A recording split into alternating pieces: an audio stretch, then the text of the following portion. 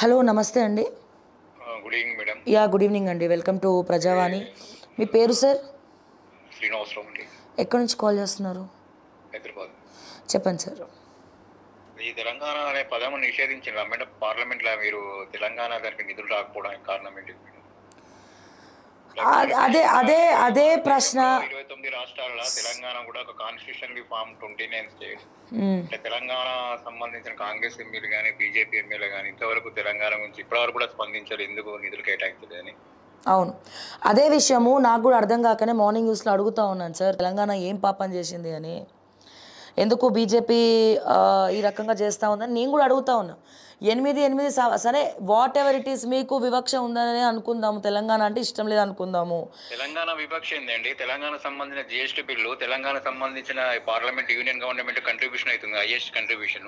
Yes, even విభజన చర్చల ప్రకారం ఇప్పుడు ములుగురకు యూనివర్సిటీ, తర్వాత కాజీపేట, కొచ్చంపేట విమానాశ్రయాలు కూడా రావాల్సింది కదా. అవును, నేనే ఎప్పటికి ఉద్యమాకారని చెప్పి రఘునందరావు ఈ రోజు ఎక్కడ పోయిండు, నేనే ఓ పోయిటంటే రకాన్ని చేసుకుని ఈటల రాజేంద్ర ఎక్కడ పోయిండు, సౌమ్యుడైన కిషన్ రెడ్డి ఎక్కడ పోయిండు, మరి వీళ్ళంతా ఎందుకు ప్రశ్నించలేరు?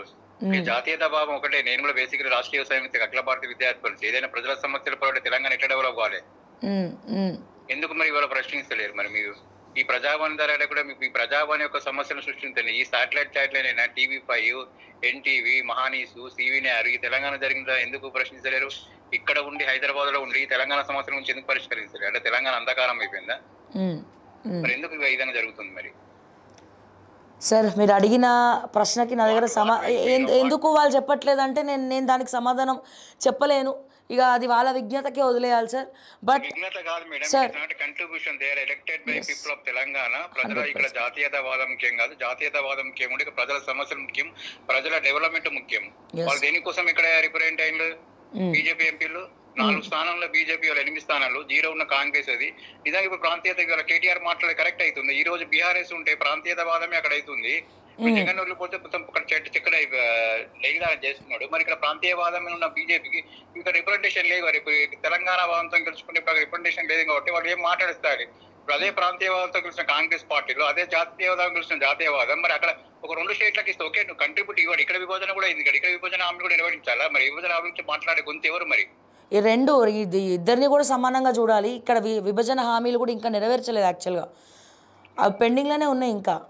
మరి ఎందుకు మరి వీళ్ళు మాట్లాడలేదు? ఇప్పటికి కూడా మీ ప్రజావాణి కార్యక్రమం స్పందిస్తాను కానీ వేరే ఛానల్స్ ఇవాళ తెలంగాణ సంబంధించిన శాటిలైట్ ఛానల్ తొలివేలుగు రగ్గాని, పాతాల పోషేటి అని చెప్పుకునే తెల్లారు ఇప్పటికీ నేనే కూర్చొని ఫేమస్ అయిన తీర్మార్ మల్లన్న కానీ ఎందుకు ప్రశ్నించలేరు? మరి వీళ్ళంతా ఎక్కడికి పోయింది? అంటే తెలంగాణ అంతా పచ్చగా జరిగిందా?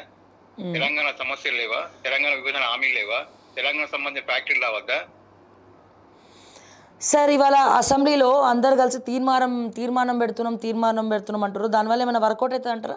అసెంబ్లీ చూసారు ఏమైతుంది? ఏం కాదు. అంటే వాళ్ళకి డైవర్ట్ గేమ్స్. వీళ్ళే మరి కాంగ్రెస్ ఎంపీలు పార్లమెంట్ ఎందుకు ప్రశ్నించలే?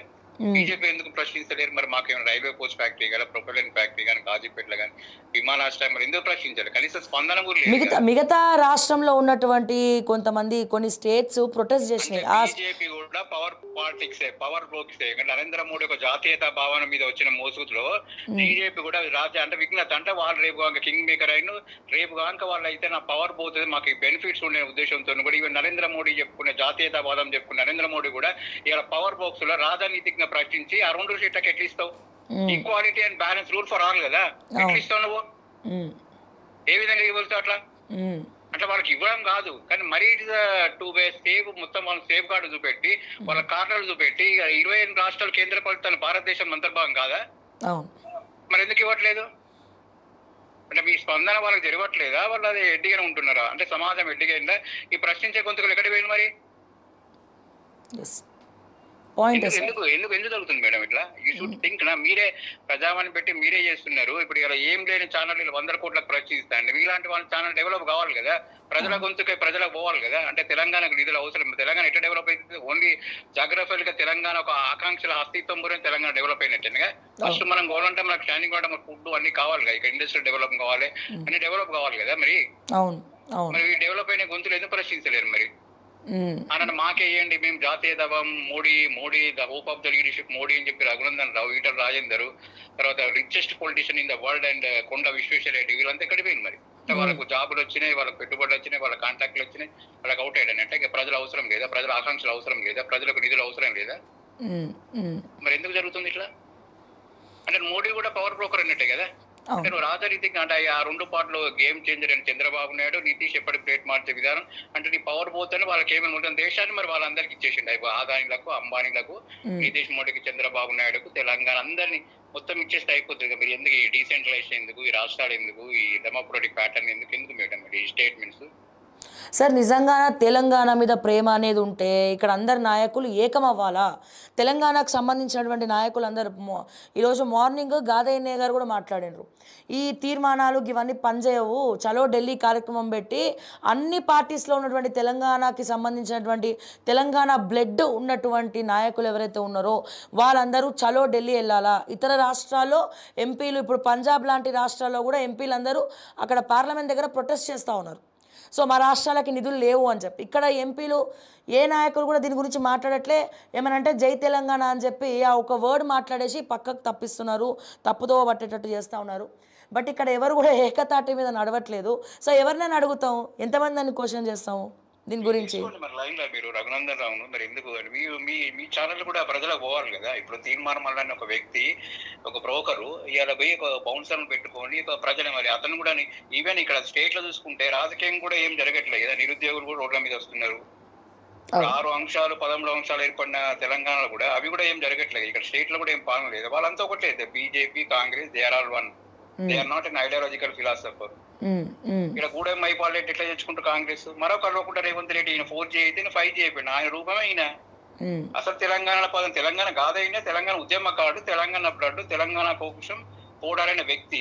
ఆయన బ్లడ్ ఉన్నది కూడా అంటాడు, ఆయన పవర్ లేదు కూడా ఇట్లా మాట్లాడతాడు. ఇప్పుడు రాజ్యంలో శాసించే స్థాయి ఏం చేస్తున్నాడు, నువ్వు వీని ధర్నా చేయి, వాడు వీని ధర్నా చేయి అంటారు. మరి వీళ్ళిద్దరు పోయిన ధర్నా చేయట్లేదు. What is the contribution towards Telangana Revanth Reddy గారిది? సో దీని మీరు ఒక ప్రజాగా విధంగా పెట్టుకుని దీన్ని వాళ్ళ లైన్ లో తీసుకోండి. ఇప్పుడు మీ ఛానల్ కూడా అట్లే ప్రజలకు పోతుంది కదా, డెవలప్ అవుతుంది కదా. ఇప్పుడు శాటిలైట్ మెయిన్ ఛానల్ అన్ని అమ్ముడు పోయినాయి, క్లియర్ అన్నారు, తప్పే ఉన్నది. అది ఎవరో శాంతి భర్త, ఎవరో సంబంధం, మన పక్క చర్చలు ఏమన్నాడు, ఎవరో విజయసాయి రెడ్డి చేస్తే కదా అన్ని న్యూస్. ఇదే న్యూస్ ఇట్లా స్వీడాలో చెప్తే తీసుకుపోయి కాల పెడతారు న్యూస్ ఛానళ్ళు. మహా న్యూస్ గా శాంతి భర్తకు విజయసాయి రెడ్డి బర్నింగ్ సమస్య, తెలంగాణ అట్టడుగుతుందంటే బుద్ధి ఉందా? మహా న్యూస్ కు బుద్ధి ఉందా? TV5కి బుద్ధి ఉంది? ఆంధ్రజ్యోతికి, ఆంధ్ర విజయసాయి రెడ్డి శాంతి భర్తనండి. ఇక్కడ తెలంగాణ సమస్యలు, తెలంగాణ నిరుద్యోగ సమస్య ఉంది, ఆటో డ్రైవర్లు ఉంది, కరెంట్ రావట్లే, తెలంగాణ అంధకారం అవుతుంది. ఇప్పుడు తీర్మానం వల్ల తెలంగాణ సమస్యలు లేవా మేడం? ఇప్పుడు మీరు ప్రజావాణి పెట్టుకుంటే ప్రజల సమస్యలే ప్రజావాణి కదా. తెలంగాణ సమస్యలు లేవా? అంటే తెలంగాణ అంతా పచ్చగా జరిగిందా? వీళ్ళ నిరుద్యోగులు, ఉద్యోగస్తులు వీళ్ళంతా ఎక్కడికి పోయింది మరి? వీళ్ళంతా ఇంకా లాఠీ చార్జ్ ఉస్మాన్ యూనివర్సిటీలా. ఇదా అంటే మనం కోరుకునే తెలంగాణ? ఇదా మన మార్పు? గాదైనే మాట్లాడితే, పృథ్వీరాజు మాట్లాడితే వీళ్ళే తెలంగాణ కోసమైనా రేవంత్ రెడ్డి ఏం మాట్లాడుతున్నాడు మరి? కమ్మ కాపు సంఘం ఎప్పటికి లేని కమ్మ, ఈ ఖమ్మం పెత్తాందాజ 13 విద్యార్థి అమరకూల కారకులైన వాళ్ళని పెట్టుకొని రెడ్ కార్పెట్ చేస్తారు. ఇదా మనకు కావాల్సిన తెలంగాణ మార్పు? మరి ఎందుకు మాట్లాడతలేరు? ఈ న్యూస్ ఛానల్ ఎందుకు మాట్లాడతలేరు? శాటిలైట్ న్యూస్ మైపాల్ యాదవ్ కూడా డియోడ్రీలో ఉన్నాడు, ఎందుకు మాట్లాడలే వాళ్ళంతా? ఇప్పుడు అంటే మీరే ప్రజావాణి పెట్టుకొని మీరే మాట్లాడాలి, తెలంగాణలో మీరే ఉన్నారా? మీది ఒక చిన్న మామూలు న్యూస్ ఛానల్, యూట్యూబ్ ఛానల్, వేరే ఎందుకు మాట్లాడతారు? 100 కోట్లకు అధిపతులేని న్యూస్ ఛానల్ ఎందుకు మాట్లాడతారు తెలంగాణ గురించి? అంటే ఆంధ్రాకి వచ్చిందంటే ఇక అయిపోయినట్టేనా? ఆంధ్రాకి రానియండి మరి, అంతా ఆంధ్రాకి ఎంత 15,000 కోట్లు ఇవ్వాలి, మనకెందుకు ఇవ్వద్దు? మరి ఎందుకు మాట్లాడతలేరు వీళ్ళు? Yes sir, all right. So తప్పకుండా మేమైతే మాట్లాడుతూ ఉన్నాం సార్. వాళ్ళు ఎందుకు మాట్లాడట్లేదు అనేది మాకు తెలియదు, మాకు సంబంధం లేదు. అండ్ వాళ్ళని కూడా ఎందుకు మాట్లాడట్లేదు అనేది మేము క్వశ్చన్ చేస్తున్నాం. బట్ అక్కడ నుంచి ఆన్సర్ రావట్లేదు. ఏం చేస్తాం? ఎందుకు మాట్లాడట్లేదు అంటే, సో మనం పోయి కత్తులు కటార్లు పట్టుకొని ఎందుకు మాట్లాడట్లేదు అని మనం అడగలేము. దీక్ష చేయట్లే, మాట్లాడట్లే, స్పందించలే, కనీసం కట్టెస్ చేయట్లే. అంటే దే ఆర్ ఆల్ వన్ అంటే ఇప్పుడు చెప్పులు మూసిన బండి సంజయ్ ఎప్పటికి నేను ధర్మ సిద్ధాంతం, ధర్మం ఒకటే, ధర్మం ప్రకారం కూడా ఇక ప్రాంత సమస్యలు కూడా కావాలి కదా. అంటే ఆయన హోంమంత్రి అయిపోయాగానే ఈజ్ అవుట్ డేటెడా? అంతే కదా మరి, అట్లే ఉంది కదా. మరి వీళ్ళని ఎందుకు ఎన్నుకున్నాం మనం మరి? కరెక్ట్ అండి. సో దీని వల్ల కూడా మీరు ప్రశ్నించండి, మీరు ప్రశ్నించే తత్వం నుంచి వస్తుంది. మీరు ఇలాంటి వాళ్ళని ఒక లైన్ లో తీసుకుంటే ఆ ఎంపీలను విభజనలో మనం అడిగేది correct, what we have mention the correct in the manifesto, we are asking that irrelevant question. దీనికి స్పందించకుంటే ఎట్లా మరి? ప్రశ్నించే అధికారం నుంచి మీలాంటి వాళ్ళు ప్రశ్నించండి అని మాకు విజ్ఞప్తి మేము నెరవేరుస్తున్నాం మేడం. తప్పకుండా అండి, తప్పకుండా ప్రశ్నిస్తూనే ఉంటాము. సో డెఫినెట్గా నేనైతే అడుగుతూనే ఉంటాను సార్. మిగతా వాళ్ళని కూడా అడుగుతా, మరి ఎందుకు అడగట్లేదు ఏంది అని అడుగుతాను. మరి ఇప్పుడు నేను అడుగుతా అది పెద్ద కాంట్రవర్సీ అవుతుంది. ఎందుకైతే సో అయితే డెఫినెట్గా అవుతుందండి. ఇప్పుడు మీరే అన్నారు మాది ఒక చిన్న ఛానల్ అని చెప్పి. సో ఇన్ని కోట్లకు పరుగులు చేసే ఛానల్ ముందర మా ఛానల్ ఎంత అండి? చిన్న ఛానల్ మీ డెవలప్ ఆనాడుకు వచ్చాను ఒక మామూలు చింతపండు అని నవీన వ్యక్తి, ఆయన జర్నలిస్ట్ కాదు, కరెక్ట్ గా మాట్లాడుతున్నాం. ఒక చిన్న పాతాల పోషెట్టి అన్డెమోక్రటిక్ అన్పార్లమెంట్ అయినోడు ఇవాళ ఎందుకు ప్రశ్నించే, తెలంగాణ ప్రశ్నించకూడదు, మరి ఎందుకు ప్రశ్నించాడు? ఆయన ఒక ఎమ్మెల్సీ కదా, ఇవాళ లెజిస్లేటివ్ ఇంటెలెక్చువల్ ప్రాపర్టీ కదా, ఎక్కడ పోయింది మరి అంటున్నా నేను. ఆ డెవలప్ అయింది ఈ న్యూస్ తోనే ఆయన డెవలప్ అయింది కదా. ఇవాళ బౌన్సర్లు పెట్టుకొని తిరుగుతున్నాడు తెలంగాణలో, మరి ఎందుకు ప్రశ్నించలేని అంటున్నాం. మీరేందుకు చిన్న ఛానల్ కాబట్టి మీరు కూడా డెవలప్ కావాలి, మీరు ప్రశ్నిస్తానంటే ఈ వారం ఏమిటో మీకు 100 కోట్లు ఇచ్చినా ఏం పర్లేదు, మీరు అంతకన్నా ప్రశ్నిస్తున్నారు కదా. ఎక్కడ కబ్జాలు జరిగినా ఏం చేసినా తెలంగాణ ప్రజల వాణి, తెలంగాణ ఉద్యమకానిగా మీరు ప్రశ్నిస్తున్నారు కానీ అంటున్నట్ల మీది కూడా డెవలప్ కావాలి. మీరు ప్రజల కోసం ఏంటివో ఛానల్స్ టాప్ ఫండ్ ఇదే 100 కోట్లు ఈ కాంగ్రెస్ ప్రభుత్వం వాళ్ళ ఫండ్ ఇచ్చుకుంటా వాళ్ళు మోపుతాంది. రేపు ఎవరు చూసినా ఏబైనా ఆంధ్రజ్యోతికి రేపు పేపర్లో వస్తుంది. ఎవరు ఇస్తాను ఫండ్? ప్రెస్ మీడియా నుంచి వెళ్ళిపోతున్నాయి.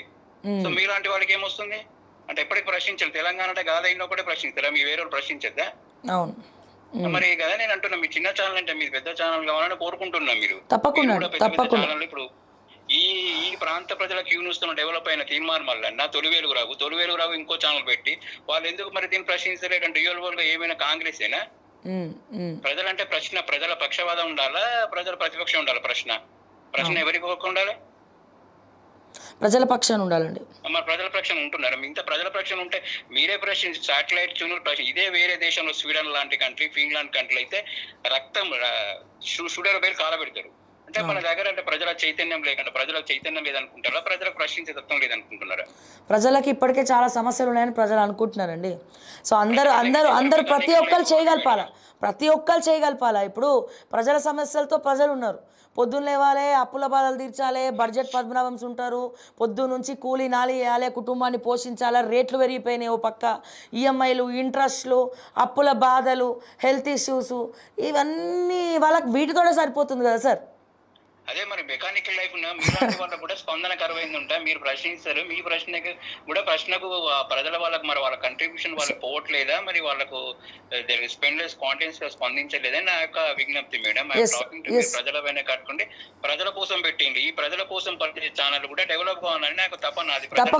తప్పకుండా ఆకాంక్షలు నెరవే ఒక ప్రజాస్వామిక వాతావరణం ఏర్పడాలని నా కోరిక అంతా. మీరు చిన్న ఛానల్ కాదు, బాగా ప్రశ్నించండి, తెలంగాణ వాదిగా తెలంగాణ సమస్యలను ప్రశ్నించాలని కోరుకుంటున్నాను. తప్పకుండా శ్రీనివాస్ గారు, తప్పకుండా ప్రశ్నిస్తాము, అదే పనిలో ఉన్నాము.